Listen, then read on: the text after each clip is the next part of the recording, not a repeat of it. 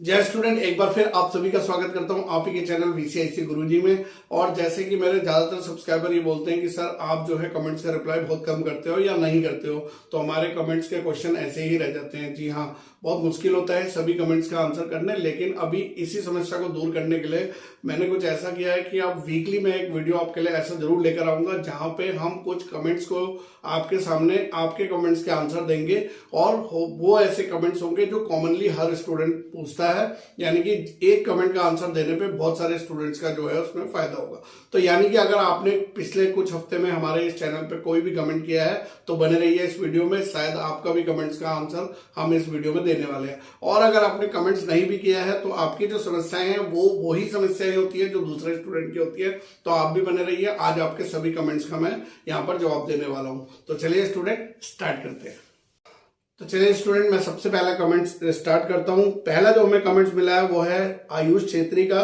ये लिखते हैं, सर मैं आसाम से हूं, मैं क्या एनआईएस में 10th के एग्जाम दे सकता हूं, प्लीज रिप्लाई सर। तो आयुष छेत्री जी, मैं आपको बताऊं कि एनआईएस के मोस्टली हर राज्य में हर जिले में स्टडी सेंटर होते हैं और आप ऑनलाइन एडमिशन लेकर अपने ही घर में बैठे बैठे कहीं से भी जो है इस एग्जाम्स को अप्लाई कर सकते हैं, या फिर हमारी मदद ले सकते हैं वीसीआईसी गुरुजी की, हम आपका एडमिशन करके देंगे। और आप अपने ही आसाम में या जिस भी जिले में जिस भी क्षेत्र में आप हो वहीं पर आपका एग्जाम बहुत ही आसानी से हो जाता है। और आपको कहीं ऐसा नहीं है, क्योंकि मोस्टली स्टूडेंट ये सोचते हैं कि ये एग्जाम एनआईएस के हेडक्वार्टर में नोएडा या दिल्ली एनसीआर में होते हैं, तो ऐसा कुछ नहीं है। आप जहां पर भी हो, गुजरात हो, राजस्थान हो, उत्तराखंड हो, उत्तर प्रदेश हो, महाराष्ट्र हो, आपका जो है कोई भी राज्य हो, हर राज्य में जो है ये एग्जाम्स हो।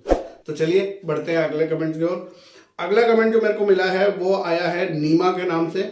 नीमा जी पूछती है कि सर अगर हमने सीबीएसई से भी एक सब्जेक्ट कंपार्टमेंट का फॉर्म भरा है और एनआईएस में 3 सब्जेक्ट के लिए रजिस्ट्रेशन किया है, यानी सीबीएसई में एक सब्जेक्ट में कंपार्टमेंट आया था तो एनआईएस में 2 सब्जेक्ट का टीओसी लेना है, तब भी सीबीएसई की ओरिजिनल मार्कशीट एनआईएस में सबमिट करनी होगी क्या? सीबीएसई में एक सब्जेक्ट अगर क्लियर हो जाता है तो एग्जाम देने पर तो ओरिजिनल मार्कशीट कंपार्टमेंट की जरूरत सीबीएसई में तो दोबारा नहीं दिखानी होगी, प्लीज कंफर्म।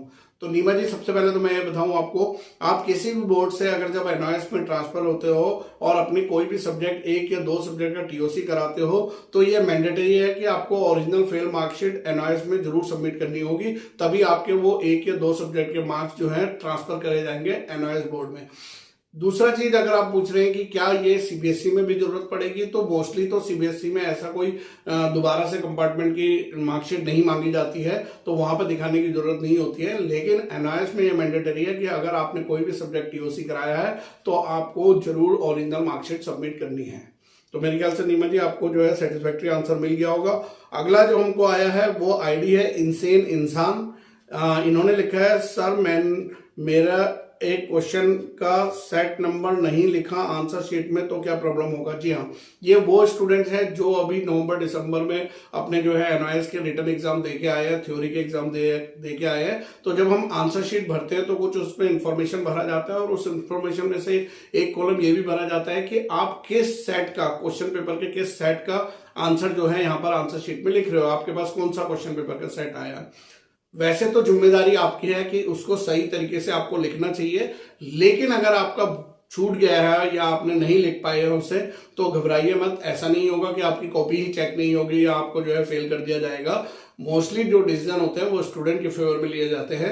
जब हम आंसर शीट चेक करते हैं टीचर्स लोग, तो आंसर से पता चल जाता है ये किस सेट का जो है आंसर शीट है और हम उसी के अकॉर्डिंग आपको मार्क्स देते हैं। और वैसे भी मोस्टली सेट में क्वेश्चंस ऊपर नीचे होते हैं और क्वेश्चन जो है सेम ही होते हैं, तो ऐसे कोई घबराने की बात नहीं है कि आपको फेल कर दिया जाएगा।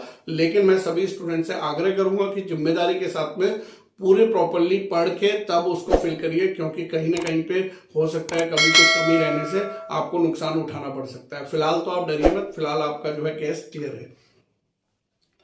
अगला जो मेरे को कमेंट्स आया वो है रवि कुमार जी का। रवि कुमार जी कहते हैं कि सर ऑनलाइन जमा कर, टीएमए की ये बात कर रहे हैं, सर ऑनलाइन जमा करने के लिए क्या वैसे ही बनाना है, सिर्फ क्वेश्चन आंसर लिखना होता है या और कुछ भी करना है? जी हाँ, देखिए अगर जब हम ऑफलाइन टीएमए सबमिट करते हैं तो हम एक जो है फाइल खरीद के लेकर आते हैं, क्वेश्चन लिखते हैं, आंसर लिखते हैं, उस पूरा फाइल को लेकर हम अपने जो है स्टडी सेंटर में सबमिट करा के आते हैं। ये एक पूरा प्रोसेस होता है। लेकिन अगर आप ऑनलाइन सबमिट कर रहे हो तो पहले आपको बाय हैंड जो है बाय रिटर्न उसे लिखना है। लिखने के बाद उनका जो है पिक खींचना है इंडिविजुअल पेज का, जेपीजी फॉर्म में उसे रखना है और एक डिजायर्ड साइज जो वहां पे मांगा जा रहा है उस डिजायर्ड साइज के अंडर में रखना है और फिर उसे 1 बाय 1 पेज 1 पेज 2 पेज 3 करके, अगर आपका इंग्लिश का टीएम है तो इंग्लिश वाले फोल्डर में आपको सबमिट करना है, फिजिकल एजुकेशन का है तो फिजिकल एजुकेशन में सबमिट करना है और इस तरीके से आपको ऑनलाइन सबमिट करना है। तो अंतर तो कुछ नहीं है, बनाना दोनों में ही है आपको, लेकिन ऑनलाइन में जो है पहले आपको उसको जो है जेपीजी फॉर्म में हर पेज को कन्वर्ट करना पड़ेगा। तो मेरे ख्याल से आपको रवि कुमार जी आंसर मिल गया होगा। अगला हमारा जो क्वेश्चन आया है, कमेंट आया है, वो है विष्णु चीपा जी का। विष्णु चीपा जी पूछते हैं सर अक्टूबर नवंबर की परीक्षा का रिजल्ट कब आएगा? तो मैं आपको बताऊं कि अक्टूबर नवंबर के लिए मैंने ऑलरेडी एक वीडियो बनाया हुआ है, उसमें साफ तौर पे बताया हुआ है कि आपका जो रिजल्ट है वो 15 जनवरी से लेकर 31 जनवरी के बीच में एक्सपेक्टेड है कि आ जाएगा। इस बीच में जरूर आ जाएगा आपका, और अगर इस बीच में नहीं आया तो 1 फेब तक तो आपका जरूर ही आ जाएगा। तो मेरे ख्याल से आंसर मिल गया होगा। अगला जो है वो डॉक्टर भावेश आईडी के से आया है हमारे पास। सर फिजिक्स में फेल है class 12, can I apply only for 1 subject through NIS? जी हाँ, कि मैं सिर्फ फिजिक्स में फेल हूं। अब यहाँ पे 2 बातें हो सकती हैं। अगर आप 5 सब्जेक्ट थे आपके पास और उसमें से भी एक फिजिक्स में फेल हो गए हो तो फिर आपको 2 सब्जेक्ट को ट्रांसफर करना पड़ेगा, 3 सब्जेक्ट के आपको एग्जाम देने पड़ेंगे।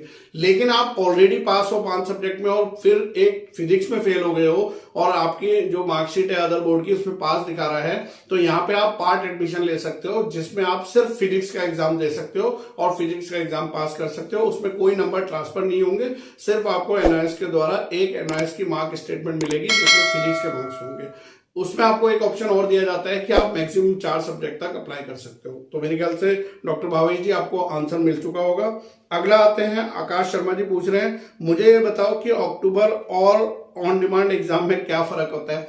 तो आकाश शर्मा जी सिर्फ आपको मैं बताया, सभी स्टूडेंट को बताना चाहता हूं कि जी हाँ, अक्टूबर और ऑन डिमांड में फर्क यह होता है कि अक्टूबर के जो पब्लिक एग्जाम होते हैं मोस्टली वो स्टूडेंट भरते हैं जो कि आपका जो है फ्रेश एडमिशन लेते हैं, 5 या 7 सब्जेक्ट के लिए अप्लाई करते हैं। ऑन डिमांड एग्जाम मोस्टली उन स्टूडेंट्स के लिए होता है जो फेल हो चुके होते हैं किसी अदर बोर्ड में या एनओएस के बोर्ड में ही, और फेल होने के बाद वो अपना साल बचाने के लिए जल्दी से ऑन डिमांड एग्जाम देकर रिजल्ट पाना चाहते हैं, तो उनके लिए होता है। तो मोस्टली ऑन डिमांड एग्जाम्स या तो पार्ट एडमिशन के लिए होता है या फिर टीओसी वाले स्टूडेंट्स के लिए होता है जो फेलियर स्टूडेंट होते हैं। तो मेरे ख्याल से आकाश शर्मा जी क्लियर हो गया आपको। अगला जो मेरा आया है वो शम्टी शर्मा है। अब ये शम्टी शर्मा जी हमसे क्या पूछ रहे हैं, कह रहे हैं सर मेरा 12th आर्ट से पास हूं, मुझे 12th साइंस करना है, अगर मैं पीसीबी सब्जेक्ट लेता हूं तो मुझे जो मार्कशीट मिलेगा एनओएस की उसमें 3 सब्जेक्ट होंगे, क्या टीओसी से 2 सब्जेक्ट मिलाकर ऐसे 5 सब्जेक्ट की मार्कशीट मिलेगी?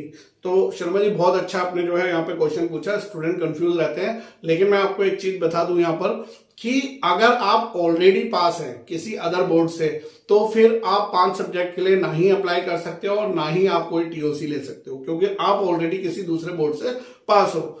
अगर आप दूसरे बोर्ड से पास हो तो सिर्फ आप फिजिक्स केमिस्ट्री बायो का 3 का एग्जाम दे सकते हो एज अ पार्ट एडमिशन। यहाँ पे आपको 5 की मार्कशीट नहीं मिलेगी, सिर्फ फिजिक्स केमिस्ट्री बायो की आपको एक सेपरेट मार्कशीट मिलेगी एनओएस की, और बाकी मेन मार्कशीट आपकी जो अदर बोर्ड की रहेगी वो रहेगी। यानी कि आप अगर पास हो तो फिर ना ही टीओसी ले सकते हो और ना ही आपको जो है 5 सब्जेक्ट में एडमिशन मिलेगा।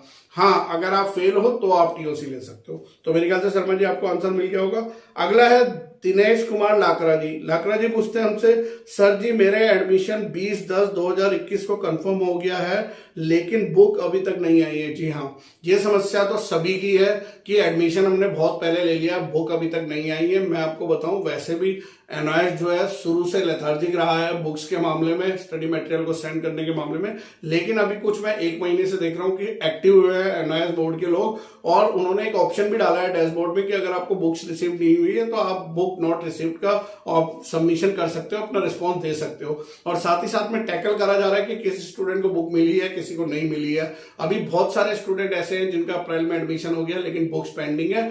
और अगर आप एनओएस की बुक्स का इंतजार नहीं करना चाहते, अपनी प्रिपरेशन करना चाहते हैं, तो हमसे संपर्क करिए। हम आपको एनओएस की जो ऑनलाइन बुक सोल्ड आउट होती हैं उसका लिंक आपको दे देंगे। उस लिंक के थ्रू आप जो है Amazon से उन बुक्स को मंगा सकते हो। वो अच्छी बुक्स हैं, वो आपको हेल्पफुल होंगी आपकी प्रिपरेशन कराने में, बहुत ज्यादा कॉस्टली भी नहीं होती है और आप उन बुक्स को लेकर भी अपनी पढ़ाई को शुरू कर सकते हो। अगला जो मेरा कमेंट आया वो है उषा राय जी का। उषा राय जी पूछती है यहाँ पर कि सर प्लीज रिप्लाई करो, 2015 में मैंने अपना 10th एनओएस से कंप्लीट किया और मेरा एक सब्जेक्ट में SYC है, मैथ्स में 5 मार्क्स कम थे, तो क्या मैं दोबारा से रीटेस्ट दे सकती हूँ या नहीं।